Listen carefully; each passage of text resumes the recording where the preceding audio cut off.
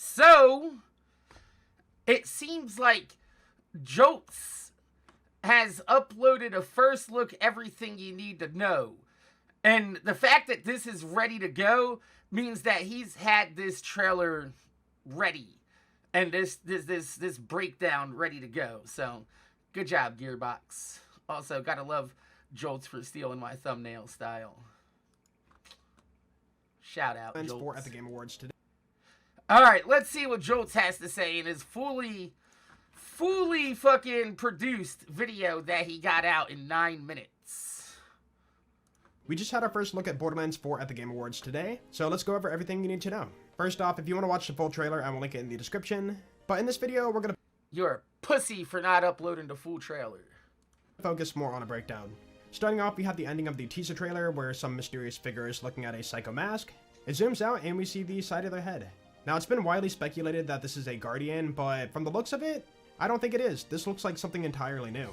In the next scene, this robotic psycho is getting a mask slapped on their face, but right after there's a lot of focus on this thing right here. And this could be one of the antagonists for Borderlands 4. I don't really feel like this is just... I feel like... Because Gearbox does this a lot. They focus on characters in trailers that you think are gonna be like super fucking badass and like amazing and shit, and then you realize that this is just like one of the random trash mobs that you come across every now and again.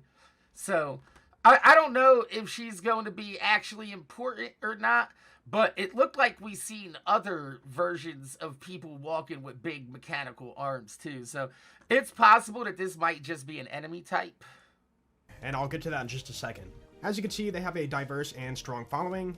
They all look into the sky, and you can see Elpis, the moon, that Lilith teleported at the end of Borderlands 3, and here it is crashing into the force field and shattering it.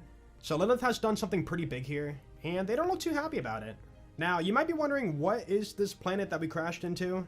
Well, according to the Borderlands 4 Game Awards article, this place is known as Kairos. And That's kind of like a cop-out name, because that's very close to like Cairo in Egypt, and you know, this kind of look like a big old pyramid in the background. And all that is said is that it's a powder keg ready to explode. So something really serious is going down here. Right across from the Cyborg's Psycho Army, there is another threat, and this is who the Cyborg Army is taking on. As for what these things are, we could always guess, but we really don't know yet. They look like the Iridian statues from Borderlands 3. Let's see if we can't come up with that. Borderlands 3 statues. See?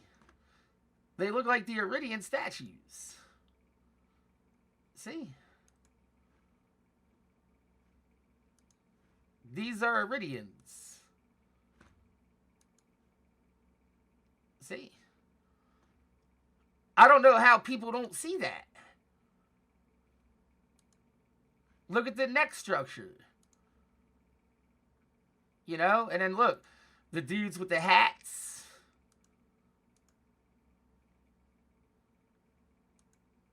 Like, they're all there. See the structure of the bodies? The dudes with the hats.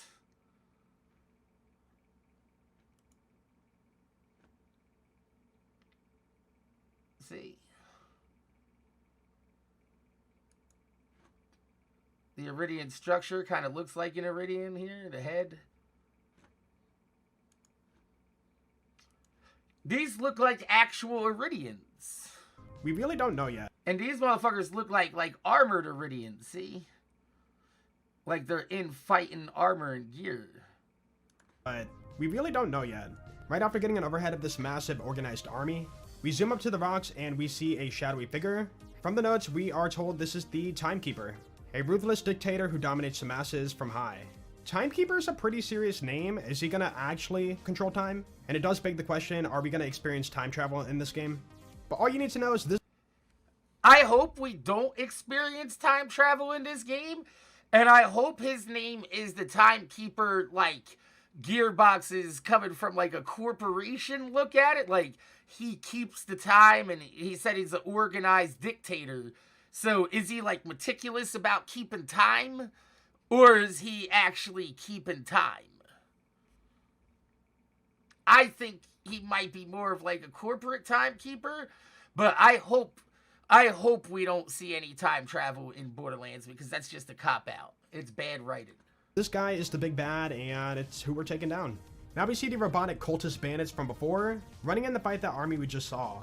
Are we on any sides with them as the Vault Hunters? Only time will tell. Right after that, we get some cinematic shots of the maps. Well, I think it's most likely that we'll probably be on the side of the technologically augmented bandits, since they have very similar bandit masks, and she was putting the bandit mask on the dude and shit, you know? So I think it's more likely that we would be aligned with these guys rather than these guys. Are we on any sides with them as the Vault Hunters? Only time will tell. Right after that, we get some cinematic shots of the maps. And look at this scene here. It's entirely possible the Scav faction is back from Borderlands 3 sequel. Because as you know from Borderlands 3... No. Come on, Jolts. Use your head. It's obvious that this is on Elpis. Right here. If there's a Scav on there, and there's Elpis right there, and Scavs only showed up in the pre-sequel, then yeah, this is obviously on Elpis. Right here. So I wouldn't say that the Scav faction is back. I just say that there's probably remnants of Scavs on fucking Elpis. I wouldn't say that we're going to see like a full return of the Scavs. The Children of the Vault are no more. Now I'm going to say it, but the map... No, the Children of the Vault would be left back on Pandora. And probably wouldn't be no more as a group because they, you know, worship the twins and the twins are dead. But it's possible that they could just still went off and become like different fucking bandit factions and shit like that. Maps don't look that much different from what we see in Borderlands 3. The design is different, but I mean, it still looks similar to how it was. Jolt sounds so disappointed that it looks like Borderlands 3. Anybody else feel like that? Jolt feels like super disappointed about this. In Borderlands 3. Alright, now for the big reveal, we get a glimpse at the 4 Vault Hunters, and they all seem to follow a cyberpunk futuristic look. Now, unfortunately, we don't get a ton of information on the Vault Hunter. Everybody keeps saying that this looks like Ava grown up, but if you look at Borderlands 3's Ava, Ava's more like black and white. You see what I'm saying? This bitch has more like Chinese eyes. You see what I'm saying? Like she's got the eyes of like a Chinese girl. And he's like a dirty Indian looking dude. Like fucking, you know what I mean? Like one of those fucking dudes that look like they're fucking been programming for weeks in Google and shit. I don't think this is Ava.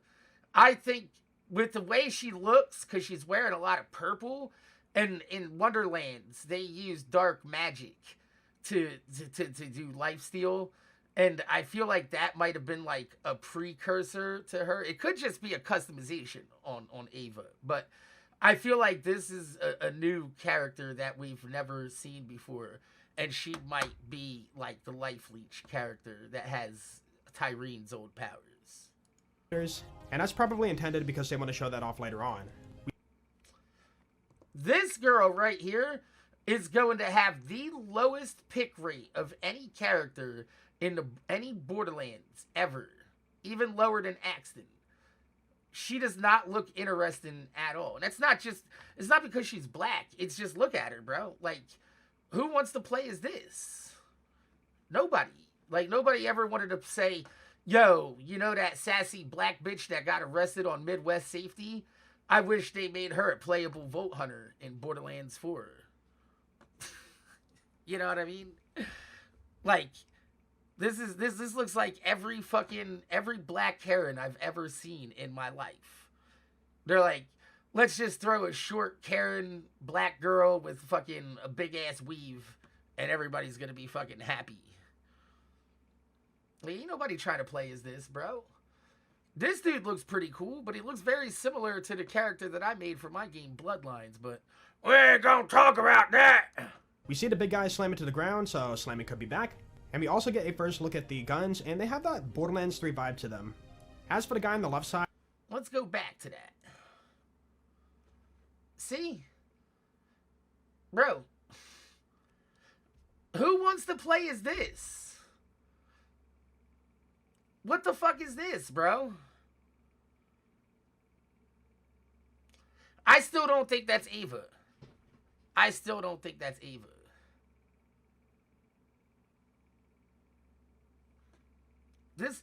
This is just awful design. Like, all of this. Why do you got tubes going into your pussy?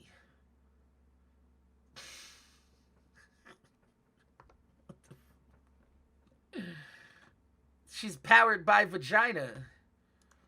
As for the guy on the left side, you can see... She do be looking like a bitch from fucking Concord, yo. Look. They're like... As for the guy on the left... You know how we make strong female characters? Give her a giant neck thing. Toss giant neck things around them to make them look strong. Left side, you can see he's summoning energy swords. So it's safe to assume he's going to be the melee ball hunter. He pulls out 2 energy swords using the robotic arms on his back, and has a special HUD display on the front of his face. We don't get a look in first person for what he sees, but maybe we'll see those HUD elements and they'll mean something. Guys, check this out.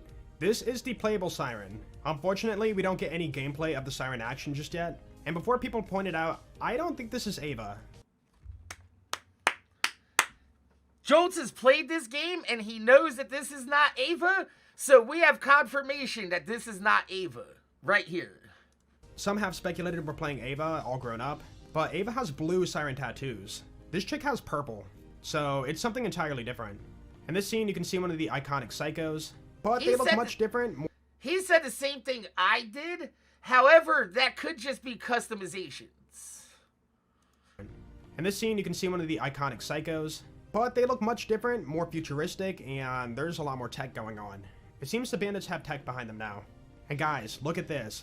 It looks like a laser cannon, so it is entirely possible that laser weapons are returning to the franchise.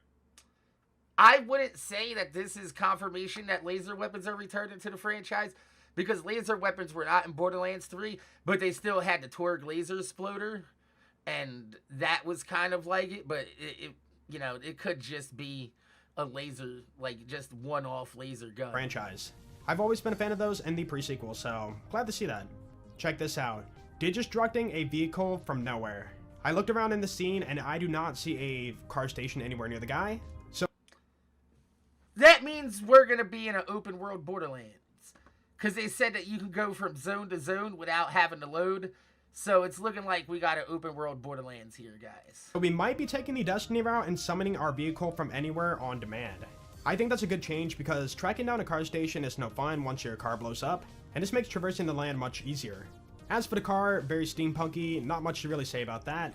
And then steampunky? I guess you don't play fucking Borderlands. I mean, fucking, so you don't watch Star Wars, because this bitch is a pod racer, motherfucker. This is a pod racer, punky, bitch. Not much to really say about that. And then here he is, our first returning character.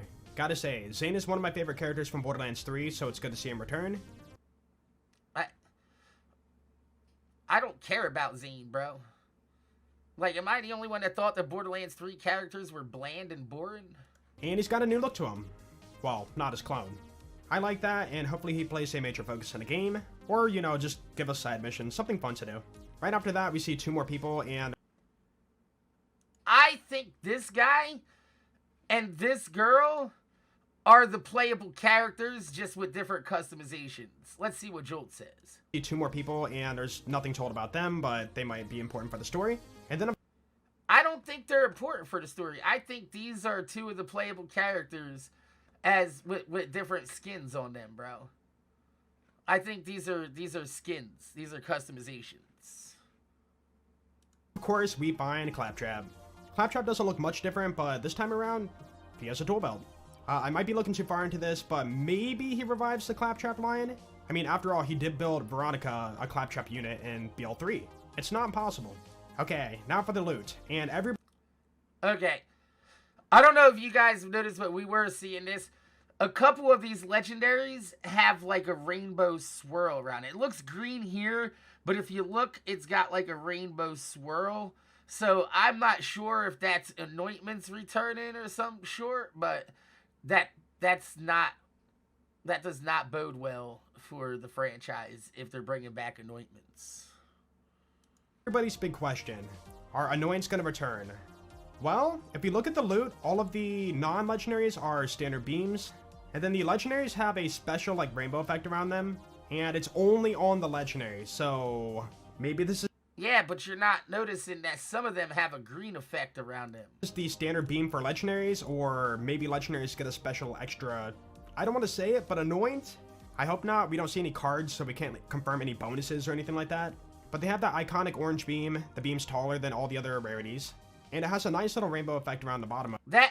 The taller beams is something that I've been asking for like 12 years in the Borderlands franchise, is to make the orange beams taller than everything else. Up next, we see a HUD-less view of the gameplay, but it's mostly just a look at the weapons being held and the maps. And again, the art style is very similar to Borderlands 3, except maybe now there's just better shading. Not entirely a bad thing, but I'm just glad the graphic design didn't change too much. Keep that Borderlands style. Then we have a look at a bunch of enemies, what could be enemies or bosses, and they're all just moving around in their respected environments, but everything seems to be a little bit, futuristic, cybernetic, upgraded. I don't know, what do you guys think about that? Now for some gameplay excitement, we actually have grappling. You need to go from floor 1 to floor 2. I don't know about you guys. I don't think grappling is going to be every character thing. Everybody keeps talking about this. This is why I kind of shut up about this. I think this might just be part of this guy's toolkit. I don't think that grappling is going to be every game, every Vault Hunter. I think it's going to be a toolkit for this guy. 2, find one of these special indicators, shoot it, and make your way up. This seems to be that melee Vault Hunter I mentioned earlier. He throws his stick down to stun the enemies, and this could be part of his action skill, part of his skill tree, or maybe the new grenades. We don't have a HUD, so it's kind of hard to tell. Right after, he pulls out 2 elemental axes, one in left hand and one in right hand. The left one is fire and the right one is ice. So fire and cryo element are confirmed to be coming. Why are you glossing over the obvious Game of Thrones reference here of fire and ice? Back. But check this. This is obviously the Viking guy. This is the Viking guy. He's a Game of Thrones reference, and he's got fucking fire and ice axes. Am I right? This big ass dude is this guy. And he's a Game of Thrones reference, and his axes are fire and ice. A Song of Fire and Ice is the original name of the Game of Thrones books. For him to be coming back. But check this out. When he throws the axe, the other one despawns. So maybe you have a choice here in combat to choose what element you want to throw. So if the enemies in front of you are weak to fire damage, then maybe left click. But if they're weak to cryo damage, right click.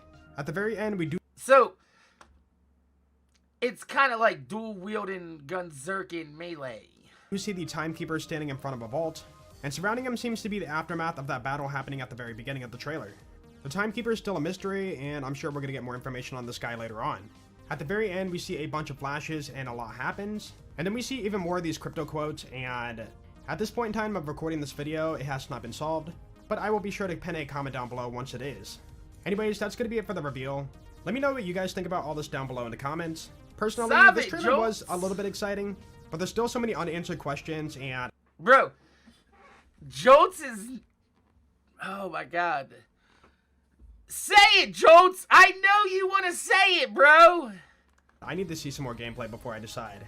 I will say though, I am looking forward to something new for Borderlands, but we have come a long ways from the empty desertedness of Borderlands 1, and now we're in this futuristic era, so it feels different. Not necessarily bad, but definitely different. Anyways, have an awesome day, guys. Let me... Bro, come on, Joltz, you know you want to say it, bro.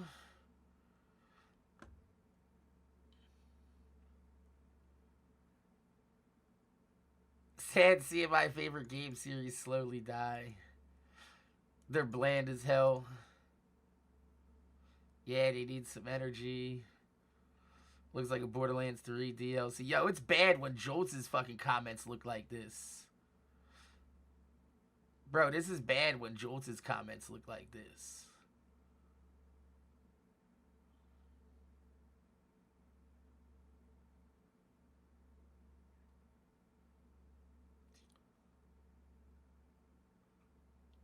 Man.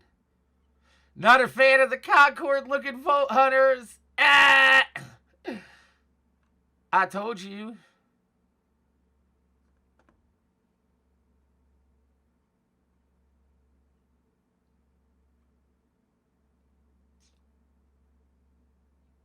Man. He said, I have a theory that the Vault Hunter with laser swords is Zero unmasked. That would be awful. Why would he be an Indian guy when he speaks in haikus like a Japanese dude? The enemies look cooler than the Vault Hunters. Did K6 upload anything on this yet? I can't wait to see K6 try to fucking polish this turd.